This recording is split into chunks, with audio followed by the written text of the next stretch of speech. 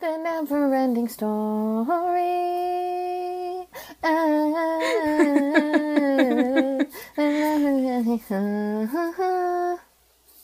just saying it has music in it so we can cover it. That's not how that works.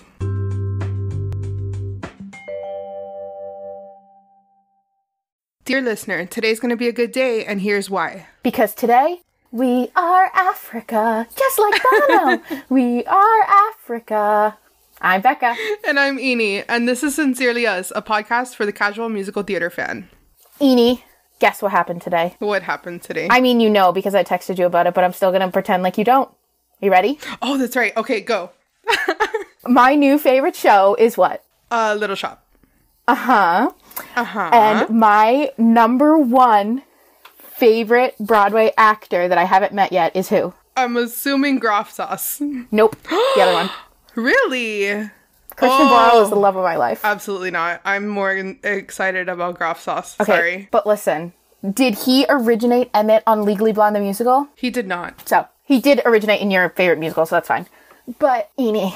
Yeah, but Jonathan Groff. But Eni. So tell everyone what you're talking about, because everyone is listening like you guys are not making any sense. You're not using actual sentences. This is not how English works. I was trying, you kept interrupting me.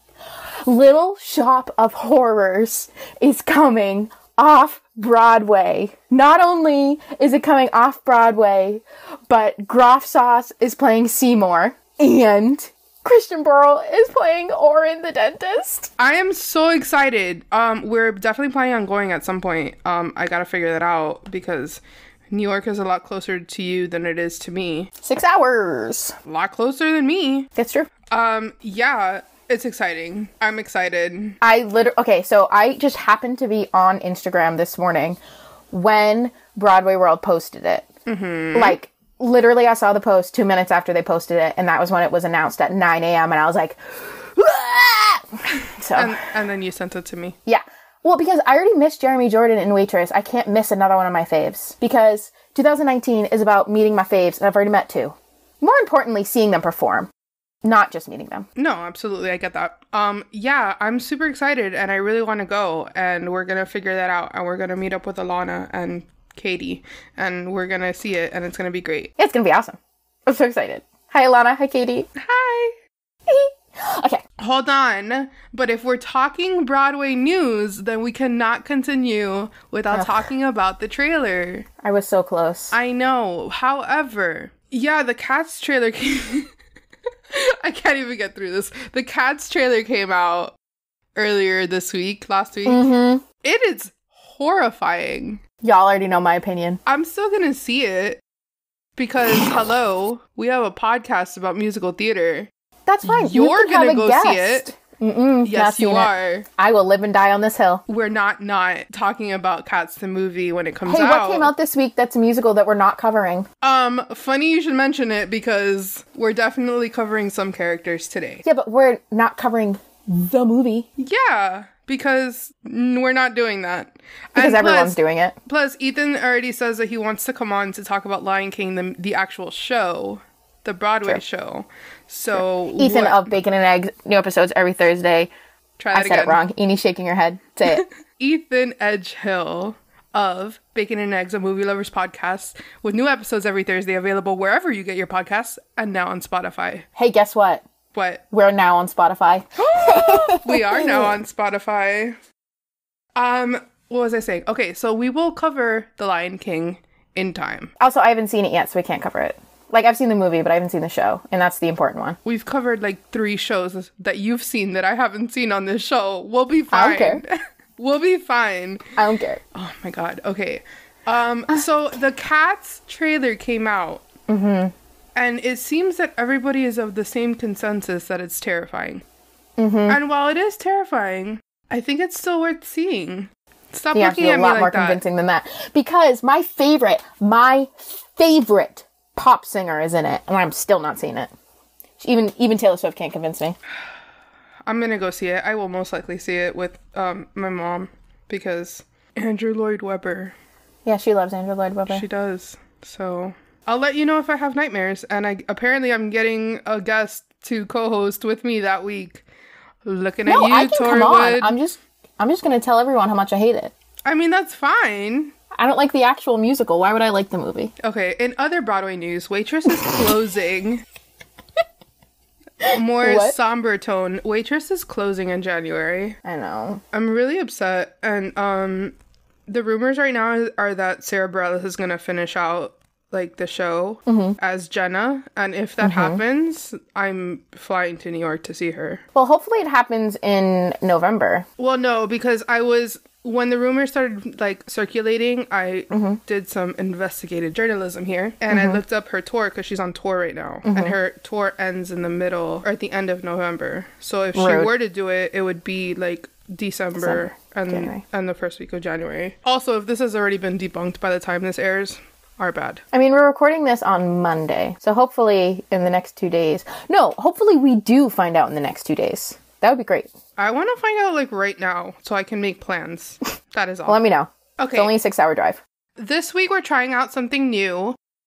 We are taking a page out of Casey and Valerie's book, Casey and Valerie of Hello from Elsewhere. Go check out their podcast because they're amazing and we love them. And we're doing more of a like themed discussion, and we're talking about sidekicks this week. And in particular, we are going to talk about Timon and Pumbaa from Lion King. We're going to talk about Crutchy from Newsies.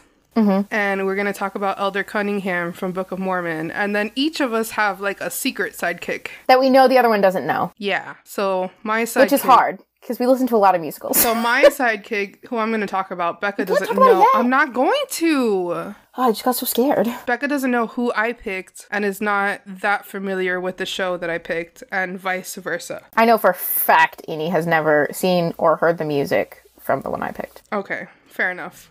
All right, so I want to start. I love that we picked 2 Disney musicals out of the 3 that we're going to talk about. But they're Disney. One of them is just Disney Broadway. It is not Disney. It is not Walt Disney Studios. It is Disney on Broadway. Yeah, but the movie was still a Disney movie. It didn't have music in it. It doesn't count.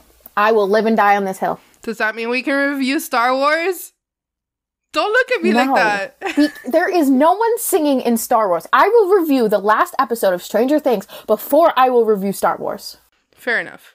I only like Star Wars. And listen, we just shouted out Casey, and I just said the most blasphemous thing you could ever say in relation to this man. He's officially, like, turned off this podcast and is never going to listen to us again. I only like Star Wars. I go see the movies. I like discussing Anakin Skywalker because he's my favorite character. But other than that, I couldn't hold a conversation with someone. But I like listening to Casey and Valerie's podcast because they talk a lot about things I don't know. So, like Star Wars and Lord of the Rings? Yeah, I don't know either of those things very well. Fair enough. So instead of covering Lion King this week, we still kind of wanted to talk about Lion King, but not like too much into Lion King because we did a whole episode on Aladdin. So like, we're not going to do that every Disney musical that comes out. So we were talking about like the themes and stuff in Lion King, and Timon and Pumbaa came up. And then we both were talking about how good of sidekicks they are and stuff like that. And then we were like, hey, let's do an episode about sidekicks. Absolutely. Timon and Pumbaa are the best. I love them. In doing this exercise, I realized like how much media, because I can't even just say Broadway shows because all you know, The Lion King is a movie, and this also goes towards movies too, but sidekicks tend to be like the comedic relief. Timon and Pumbaa are definitely comedic reliefs. They fit that bill in the Broadway show, in the 1994 animated, and in the 2019 animated movie. Yeah, it's animated. I heard that shade. It's not live action. It's computer generated. Still animated. And it's so funny to have 3 different versions of it to actually compare. But what I like about them is not like, because they kind of, you can't talk about one without talking about the other. So they're definitely like a set. And as much as, yes, they're hilarious, they come into Simba's life at a time where he needs exactly what they're selling. You know, like their whole Hakuna Matata is the complete opposite of what he's been taught his entire life. And he just like went through a traumatic experience, so wants to completely change his life. So they come in and at a time where that's what he kind of needs. Yeah. Simba was raised by two gay dads. Timon and Pumbaa. Absolutely. Like, they're just... Because obviously you and I just saw, like, the live action and stuff, so this is... Whatever. You can call it the live action, but you listener know it's not live action. And know that every time I say live action, she rolls her eyes. It's just easier to distinguish between the movies. Mm-hmm. I think it's really awesome that they were basically his protectors, which is hilarious because he's a lion and they are literally his prey. Yes. So it was so interesting, the fact that, you know, they became friends in general. And that seems to be like, when we were going through all of this, it seems to be a trend across sidekicks in general, that they seem to be people that you don't think that they necessarily would get along with, or people that they necessarily would gravitate towards. What I like about what we've done this week is that it's made me kind of take a different approach and a different look at people who aren't necessarily the leads in these shows that we love so much, but still have amazing character arcs. Like, because Timon and Pumbaa go from not caring about anybody or anyone except themselves to following Simba and Nala into an actual war, like, and a fight that they should not be in, again, like, between two predators.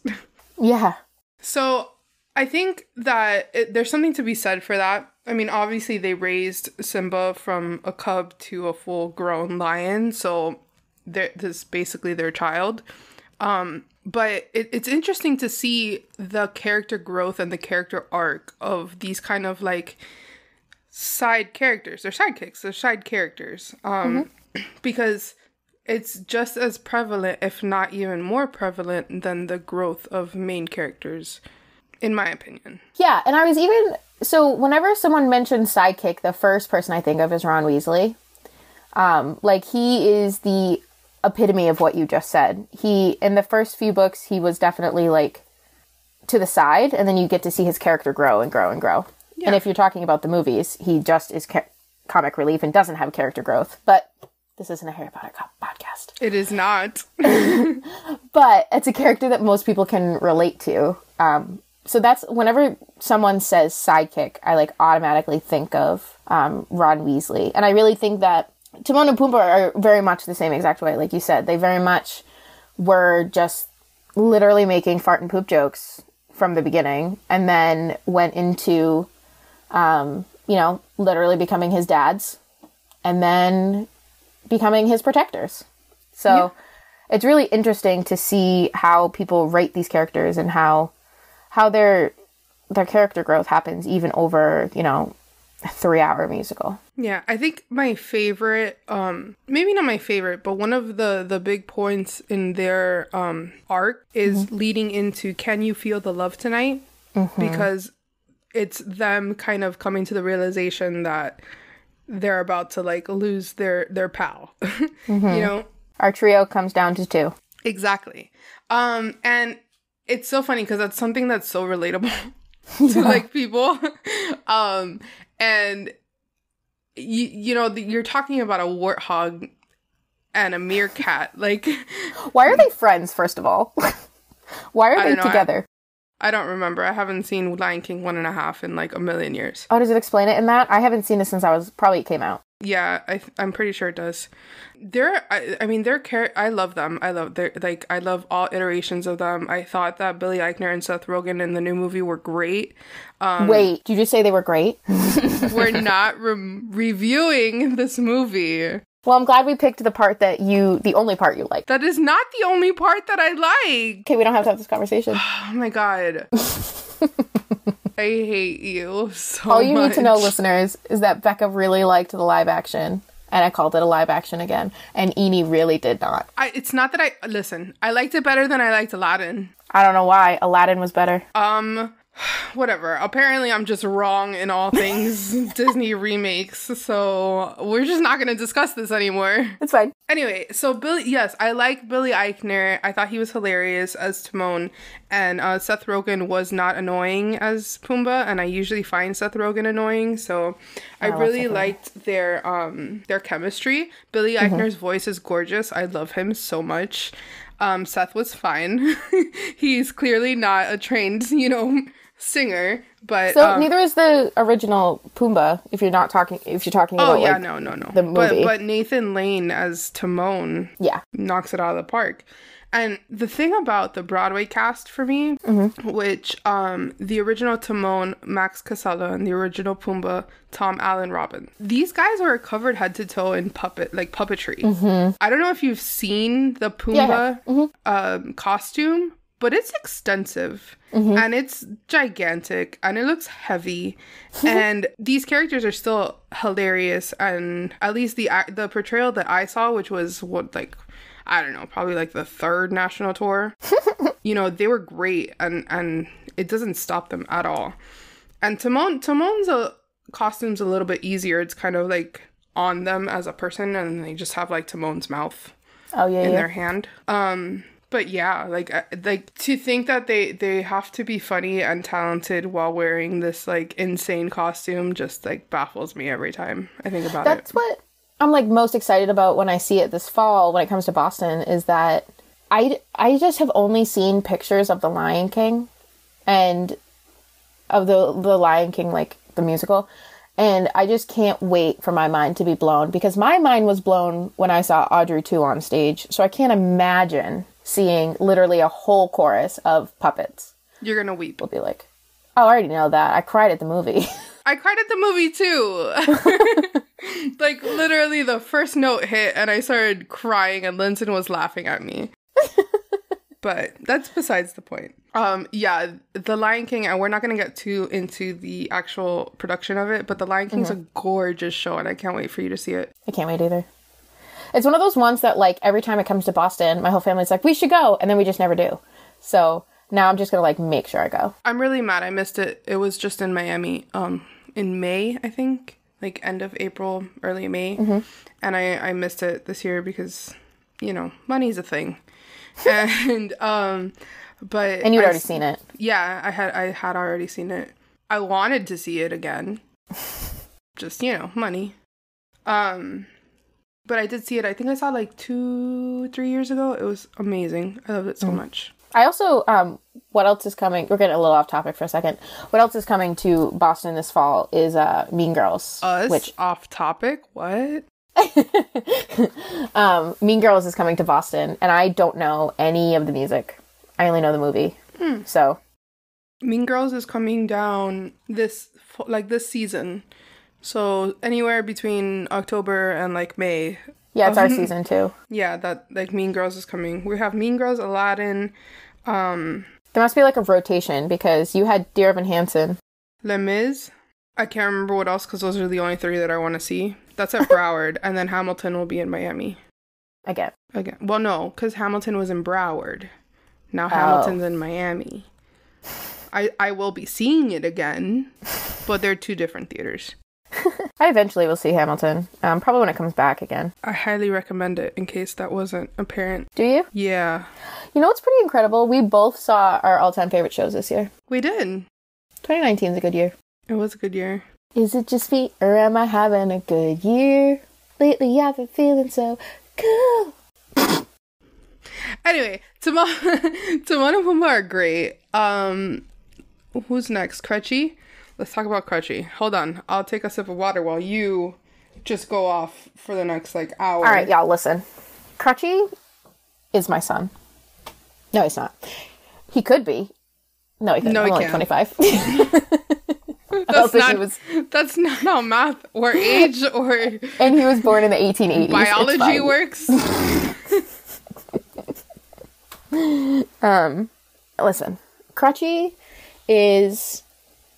I believe I talked about it a little bit when we talked Little Shop, but Crutchy is my favorite character in Newsies, which is one of my all-time favorite shows. Which is saying a lot for that character because he's barely on stage. Yep. And what it really says a lot about is Andrew Keenan Bolger. Fair enough. I think he's so charismatic. I think he's so funny. He's the greatest not foil, because foil means the opposite. And he's a good compliment to Jack Kelly. the rough and tough, jumps in the back of... No, I do think he's a foil to Jack Kelly. I think he's very opposite, because while Jack Kelly is very angsty in the beginning and very, like, whatever, I think Crutchy is a lot more caring and a lot more sensitive, almost. I'm sorry, continue. Character foil actually is like Harry Potter and Voldemort, where they, like, have similar starts, but then go off on different paths. Oh, okay, yeah, no. Then so I just didn't know what that meant, so... Yeah, that's okay. I didn't explain it well, but I think that he's just such a good complement for Jack's way of being a leader, and, like, that's mainly the point of sidekicks, is to complement and help our quote-unquote hero on their journey, and Crutchy does a great job of that. Well, first of all, his kidnapping is, like, the climax of the show, but he's such a good side to Jack Kelly, because he's kind, and he... he's very confident, especially in carrying the banner when he's like, I don't need a limp to sell pipes. I got personality. Like, he's just... Crutchy, for those that don't know, because, casual musical theater fan, is from Newsies. He is a paper boy thing guy.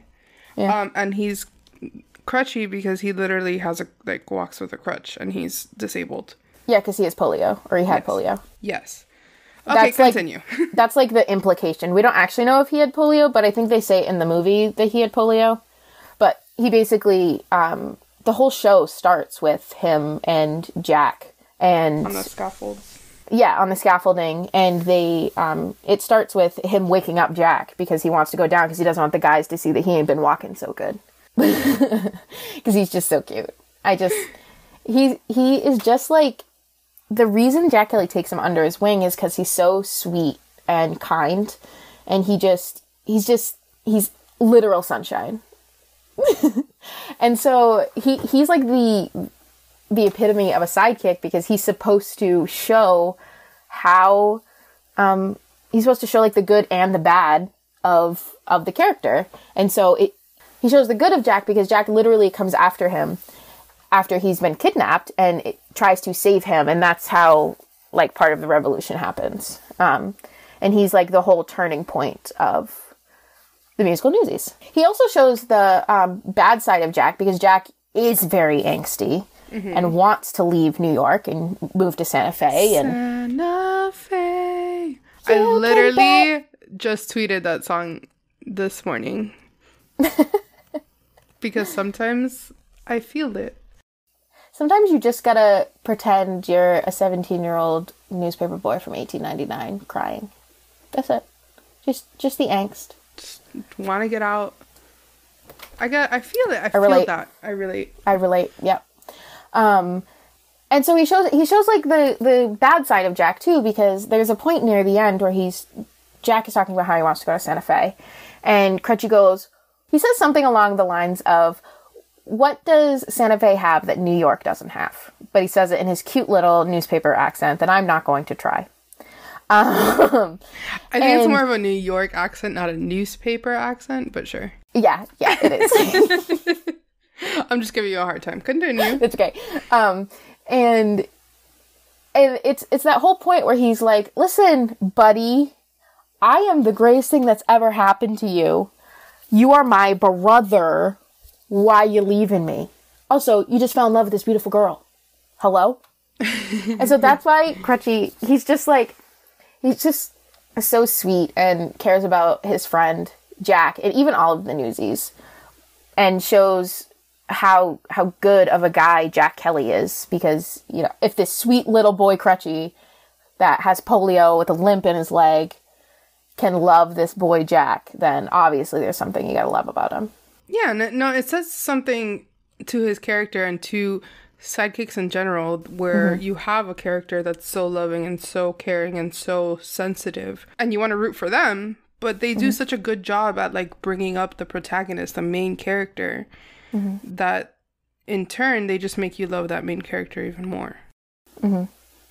Sidekicks Definitely. Are the best. They really are. And also, I never want to play a lead.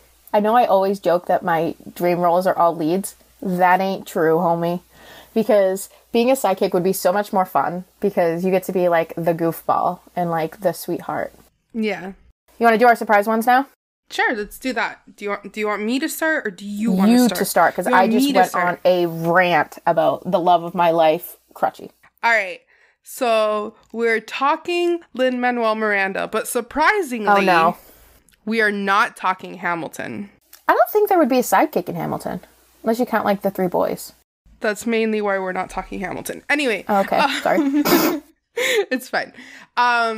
Okay, so we're talking Lin-Manuel Miranda. We're not talking Hamilton. We are talking In the Heights.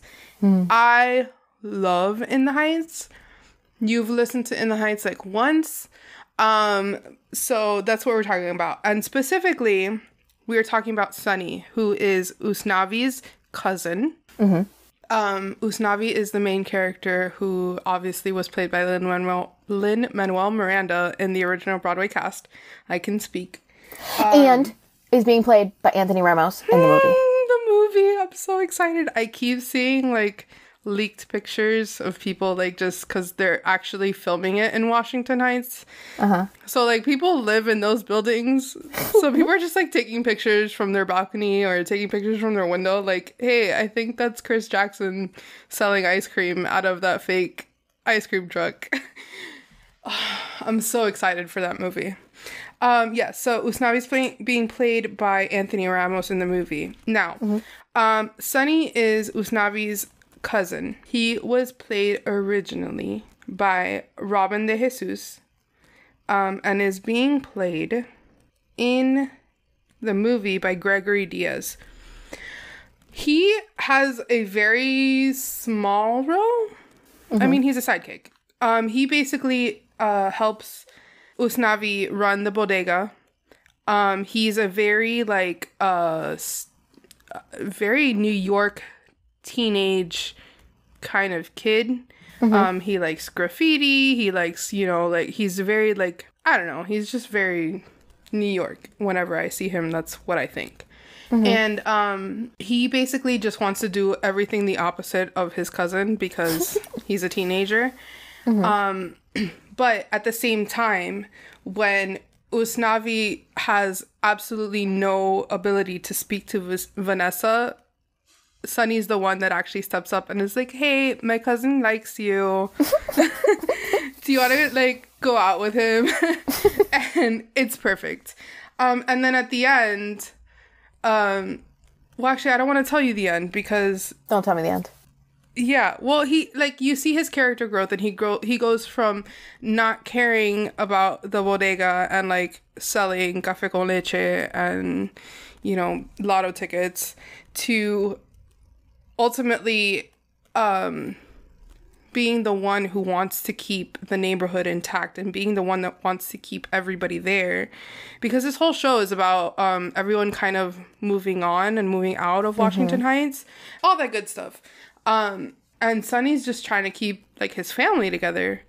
Because one of your favorite lines, like, abuela isn't really their abuela, but that's, who raised them because they all live on the same block. And that's how that works. Yeah, we all have people in our lives that are like that. I mean, to be honest, some of my favorite uncles aren't really my dad's brother. Oh, yeah. My mom is like that to, like, all of my friends. So, like, my mom is mom to every one of my friends. Yeah, Mama Wendy. I talk about my mom a lot. Well, it's about, she loves musicals, so it's gonna come out. Yeah. But yeah, so Sunny is, like, one of my favorite definitely, I love all of the characters in that show, so, like, I can never commit.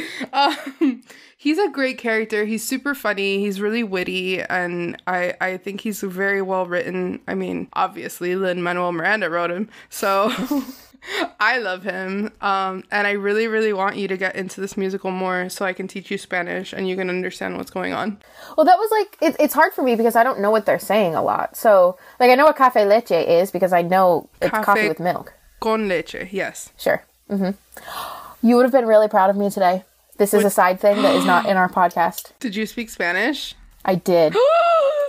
One of my clients, I saw him walking in to the building, and I said, "You're probably going to make fun of me," but he understood what I meant. And I said, "Un momento, el baño," meaning 1 minute, I have to go to the bathroom. That's but I perfect. have such little Spanish that, like, I was like, I just need to say 1 minute and I need to say bathroom and he'll understand what I'm saying. That's perfect. Yeah, so I said, un momento, el baño, and he said, oh, sí, and he sat back down. The funniest thing is that I live in Miami, and you would think that, like, literally everyone that lives in Miami speaks Spanish, right? Because it's basically North Cuba.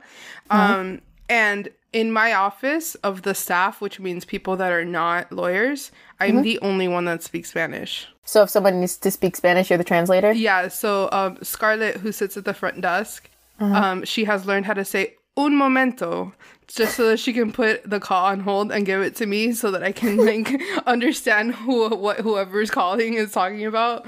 But yeah, I'm the only one that speaks Spanish in my office. Well, I've learned a little bit just from having him, because he doesn't speak but also he doesn't speak a lot of English, so I actually have him teach me things sometimes. Well, In the Heights is definitely Spanglish, so it's like half Spanish. Not even half Spanish. It's English with a lot of Spanish thrown in, which is basically how my entire family speaks. So, like, even me, like, a lot of the times, like, my exclamations, like, I will say it in Spanish. You say Dios mío a lot. I do. So I learned, I don't know exactly what it means, but I assume it means, oh my God. Yeah, that's exactly what it means. Oh, perfect. Because you always go, oh, Dios mío. And I'm like, it must mean, oh my God. Another one that I use a lot is pobrecita or pobrecito, which is basically like poor guy or poor girl.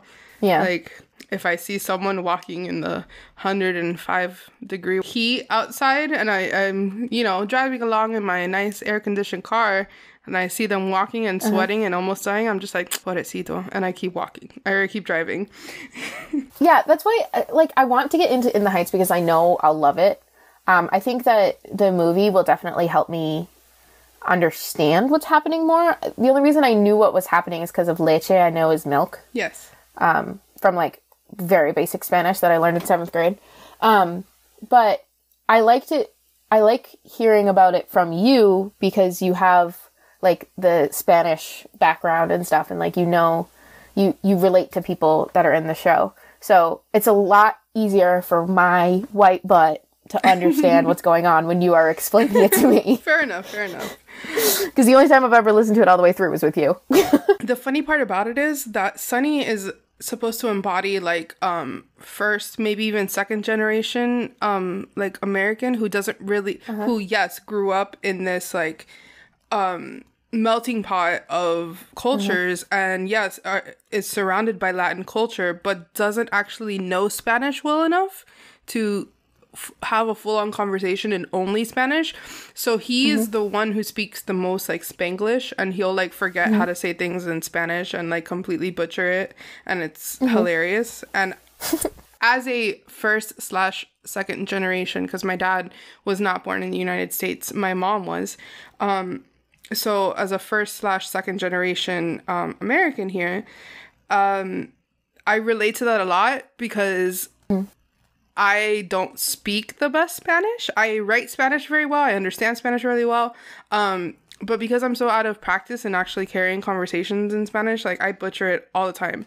And my family gives me so much crap because my actual speaking Spanish is terrible. So that is another reason why I love Sunny so much, because as a second generation American, like, it's hilarious and so relatable about that. For that, I don't know, English is hard. So Spanish. All right. Are you ready for my surprise one? Can I guess? Yes, because I posted a hint on my Instagram story today. You did post a hint on the Instagram story, and that's why on your Instagram story. And that's the only reason why I want to guess, because I feel like I have one of two options. I'm going to say that you're going to talk about Be More Chill. And what was the other option? Because you tagged George Salazar, and he was Michael, or is Michael, in... Only until August 11th. Stop. I'm sorry. Stop. Continue. Sorry. You brought it up. I know, because I'm elaborating and trying to, make my point. Okay, so you tagged George Salazar, who is Michael, in the bathroom, in Be More Chill. Yeah. But I know he's also had other roles. He's in the Percy Jackson musical, which you also just saw. Yeah, because for some reason I've seen 4 shows in 3 weeks. This has never happened in my life. I'm jealous of your life. Who are you, Alana? Literally.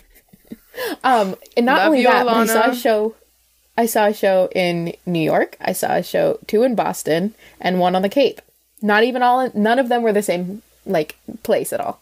All of them were different. So I actually cheated. I am choosing both of them. That's not fair. That's not how the rules work. Okay, but listen. So Also, there are no rules. Like, we make up our own rules, so... I'm making things up again. Eeny. Fair enough. I'm choosing 2 roles that George Salazar has originated. I'm choosing Grover from Percy Jackson, the musical, which is really called The Lightning Thief, but I think Percy Jackson, the musical, is great. That's what I call it. And then I'm also choosing Michael Mell from Be More Chill. And now hear me out. I know you're mad at me right now, but still hear me out. So angry. Can't you hear the anger in my voice? Yes. I'm also looking at your face. Listener, in case you're not versed in sarcasm, I'm not angry at all. No, and even if she was, I wouldn't care. Nice. Thanks. Love you too, Becca. Okay, sure. go. Finish your point. Just kidding.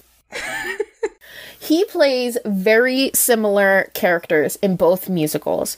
And when we first talked about this before I saw The Lightning Thief, I was going to choose Michael Mell. Because, first of all... From Be More Chill. Yeah. First of all, amazing character. George Salazar is a king. If you haven't listened to Michael in the Bathroom, I don't even care if you like any of Be More Chill. Why, but it's fine. It's not everyone's show. Go listen to Michael in the Bathroom. It is amazing. But then I saw The Lightning Thief, and when I was listening to the music on the way home from The Lightning Thief, I was listening to the original cast, and it said George Salazar, and I was like, hello? My king? The love of my life? How did I not know he originated this? But he plays Grover in The Lightning Thief. So he's the love of your life this week? I'm trying to keep track here. Yes. Okay. Continue. He's also my king. There we go. And so I am a huge fan of the Percy Jackson books in general, and one of my favorite characters is Grover, who is the sidekick of Percy Jackson, his best friend, the person who helps him achieve the quest, and he's great. I legitimately have no idea what you're talking about. I've never read Percy Jackson or seen the movies, so... Don't watch the movies. Okay. Read the books. I haven't read the books. My brother has read the books. I have not. Your brother's my new favorite. Start a podcast with him then. I haven't read them, so I don't know what you're talking about. Can you elaborate on the plot points a little bit? See, it's funny because Eni usually makes me stop and she elaborates on the plot points, but now I have to do that. I have to remind Becca that not everyone is as obsessed with all of these actors and characters and musicals as we are. And I'm specifically talking to Linton right now because he was like, thank you so much for talking about what was going on in Dear Evan Hansen, because I had no idea. Percy Jackson is a demigod. He's the son of Poseidon, which is a spoiler, but not really. Oh, wait, I think I did know this. Isn't he played by the guy that was like in Grey's Anatomy or whatever? Maybe I did see the movie. Logan Lerman? No, never mind. No, his dad is played by a guy that was in Grey's Anatomy. Yes. Yeah, the red-haired Poseidon. guy. Yeah. Poseidon was played by the guy who plays Owen in Grey's Anatomy. Yes. Maybe I did see the movie. It's stupid. The friend, is the friend the one with the goat feet? Yes. Okay. So We're on Grover the same is page. a satyr. Okay. Which means he's half goat. Like and Phil. he is the protector. He's literally like, his job is to be a protector of Percy. So from the beginning, he like protects Percy before Percy even knows that he's the son of a god. Before Percy knows he's a demigod. His whole arc is, he doesn't have like a personal arc, but it's more of his arc as Percy's friend. So, because Grover's arc goes through 5 books, so they can't really do that in one musical. But his basic arc is that he's Percy's protector and best friend, and then he continues to do that, and he starts to become not just the goofy comic relief, and he starts to not just be the butt of the joke, and he starts to become a main character. Same thing kind of with Michael Mell of Be More Chill. Now, Be More Chill is about a boy named Jeremy who is the lead, played by Will Rowland, the other love of my life. And his best friend is Michael Mell. And now there's this song that they do called Two-Player Game, and it's basically they only have each other, which is another typical sidekick hero friendship thing, is they typically only have each other. Not really in the ones that we've talked about, but just like in general. Well, I mean, Simba, Timon, and Pumbaa literally only have each other for most of Simba's life. Yeah, so I guess just not in Newsies. Or in the Heights.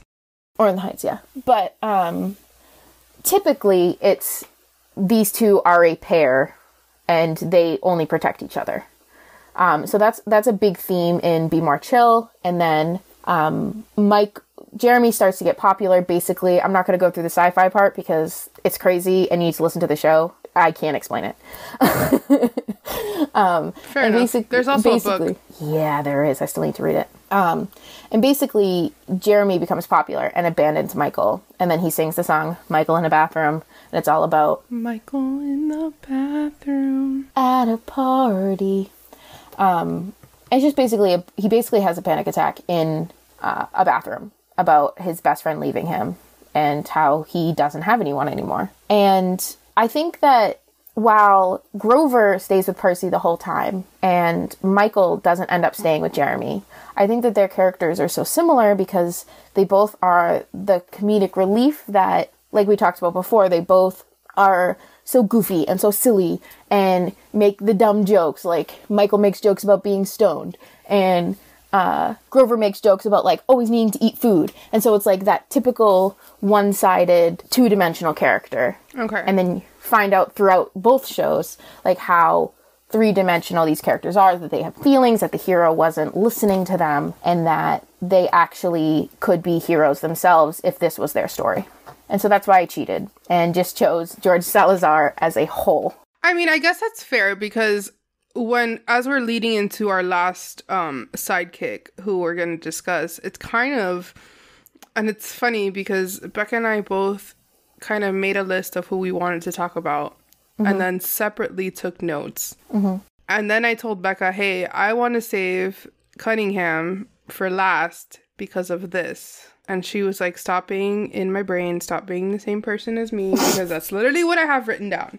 And I literally wanted him to go last for that reason. Okay, so Elder Cunningham is from Book of Mormon. Now, I love Book of Mormon. Me too. A lot. And he is a clear sidekick in the first half of the show.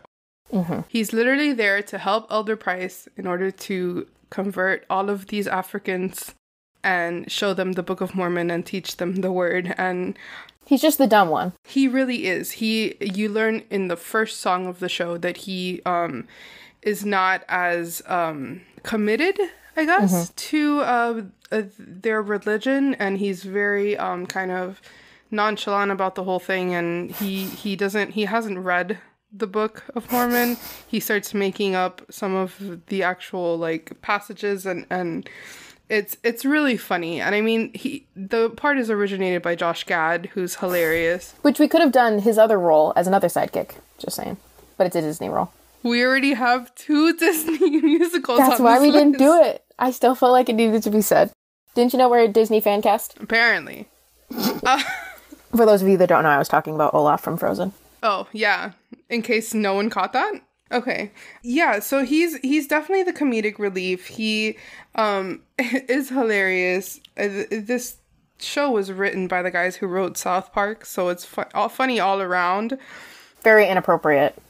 Extremely. Not in a, like... Not the first half. No, but... and also not so much in a, like, hateful or angry way, because I know that, I've had a couple discussions, about this show because of the fact that it's a satire, I guess, on the Book of Mormon and that entire religion.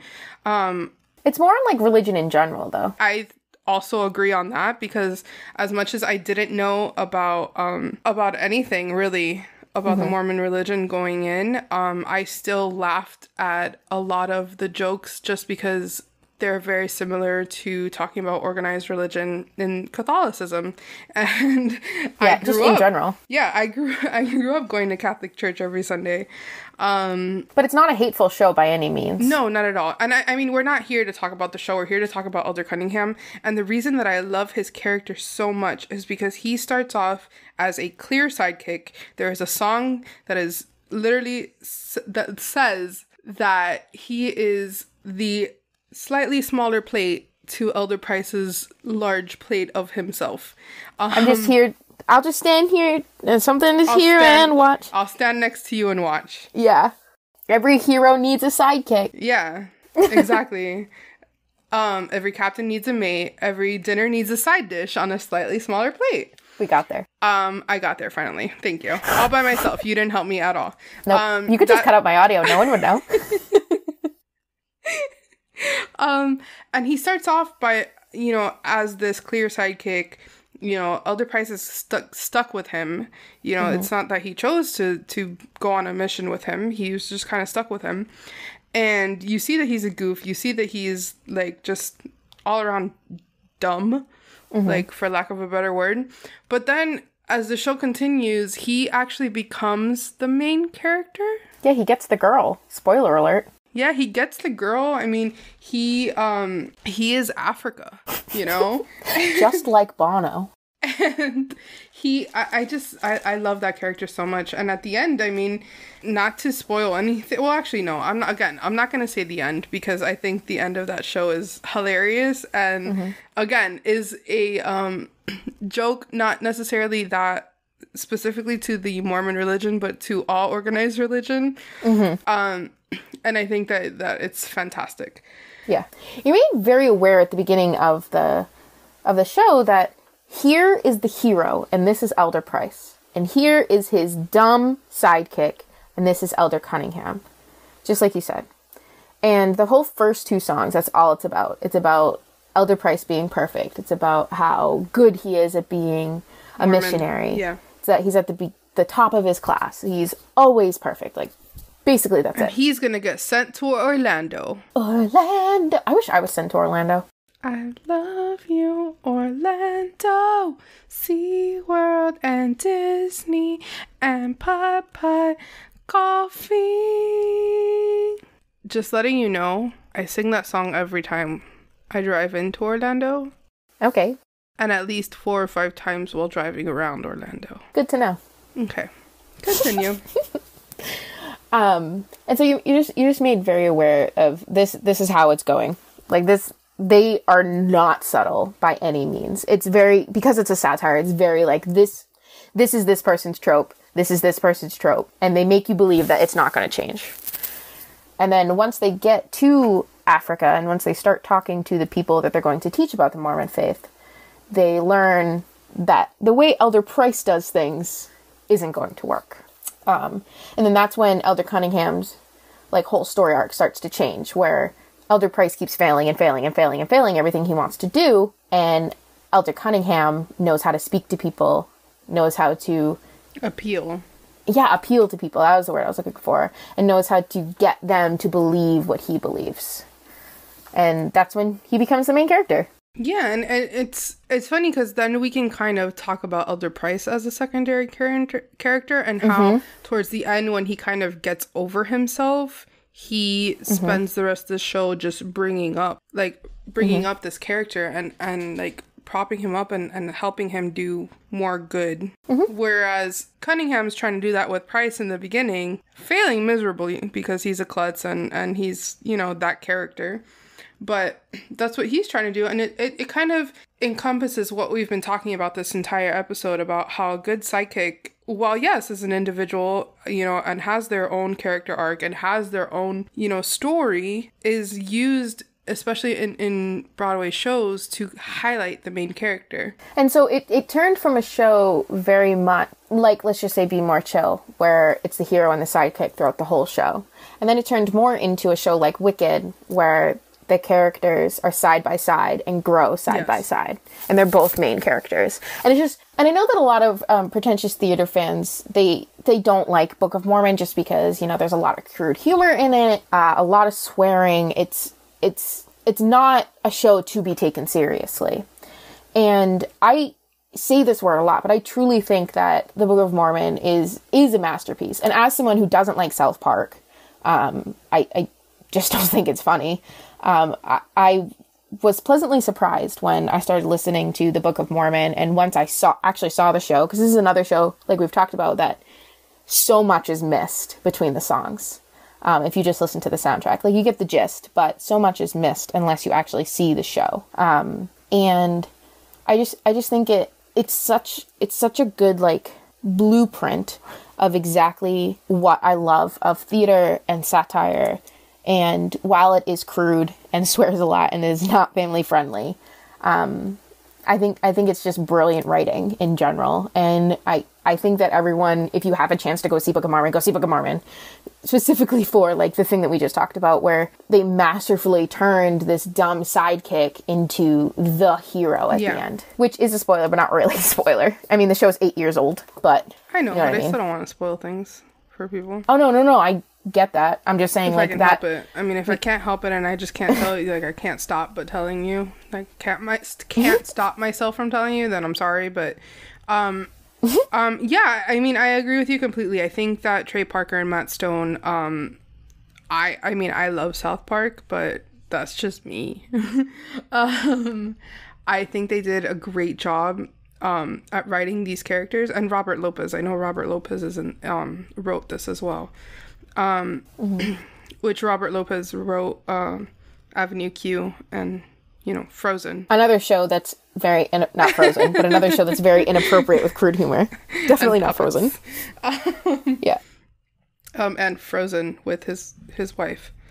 I think they do a really good job at writing these characters. And as much as this is obviously a satire, it's obviously a comedy, it's, you know, I don't think they were even taking the show too seriously when they wrote it.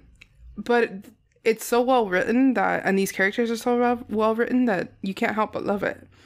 And also you can relate, even if you don't relate directly to Elder Price and Elder Cunningham, you know that person. You know the person that is perfect. There was a kid in my school that literally learned how to play guitar in like a week because he was that good at musical instruments. And like, you just know that person that always succeeds, or that person that is just a mess but it's lovable and goofy. And I don't know, when we were talking about shows, we were talking about like shows to cover that have good sidekicks in it.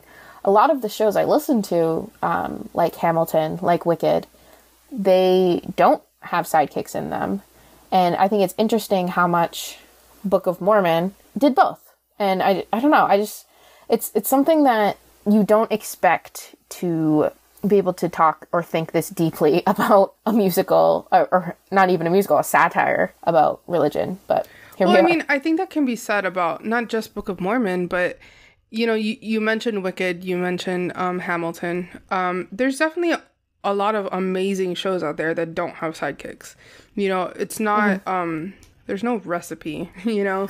But I think that a sidekick, a well-written sidekick, you know, is a really strong storytelling tool. And I think that's kind of the point of what we were trying to get to, having this episode and talking about what we talked about. It was also nice that we got to try something new, because like the last three, or last two, I guess. No, the last three have been very much the same kind of setup. And, you know, we talk about the characters and we talk about the songs. Well, we talk about one single show, whereas here we're talking about a variety of different shows. We're able to cover a little bit more and talk about, you know, more of a theme versus a show. And like we said, definitely inspired by Hello from Elsewhere.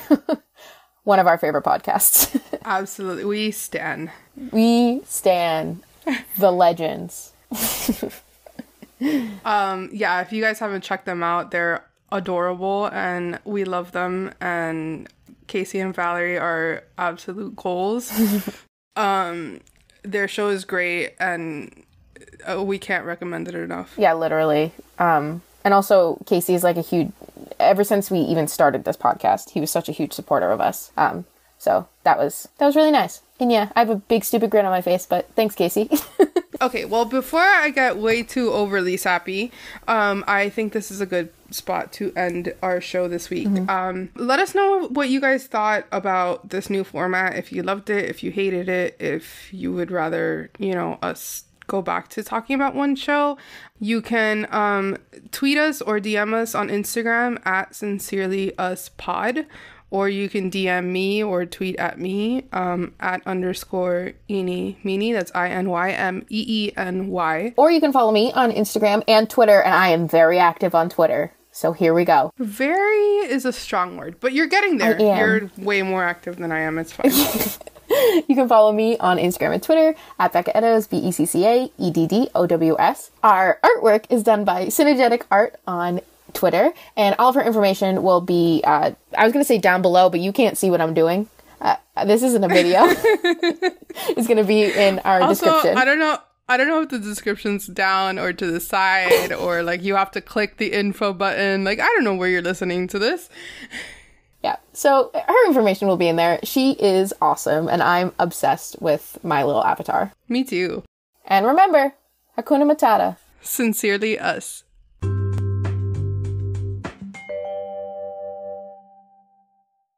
And remember, Hakuna Matata. It means no worries for the rest of your days. I hate you so much.